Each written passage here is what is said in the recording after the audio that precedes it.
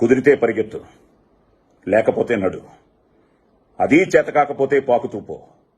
అంతేకాని ఒకే చోటలా కదలకుండా ఉండిపోకు.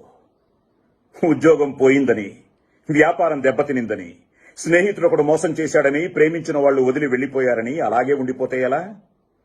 దేహానికి తప్ప దాహానికి పనికిరాని ఆ సముద్రపు కెరటాలే ఎగిసి ఎగిసి పడుతుంటే తలుచుకుంటే నీ తలరాత ఇంతే అన్నవాళ్లు కూడా నీ ముందు తల దించుకునేలా చేయగల సత్తా నీది. అలాంటిది ఇప్పుడొచ్చిన ఆ కాస్త కష్టానికే తలం చేస్తే ఎలా?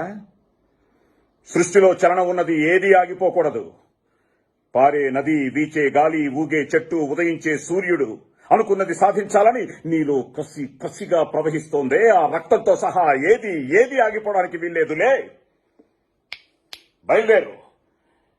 నిన్ను కథల్నివ్వకుండా చేసిన ఆ మానసిక బాధల సంఖ్యలను తెంచేసుకో. పడ్డ చోటు నుండే పరుగు మొదలుపెట్టు. నువ్వు పడుకునే పరుపు నిన్ను చేదరించుకోకముందే నీ బద్ధకాన్ని వదిలి, నీ అద్దం నిన్ను ప్రశ్నించకముందే సమాధానం వెతుక్కో.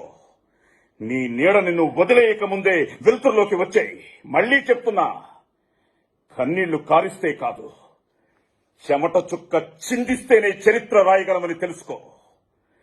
చదివితే ఇవి పదాలు మాత్రమే, ఆచరిస్తే అస్త్రాలు.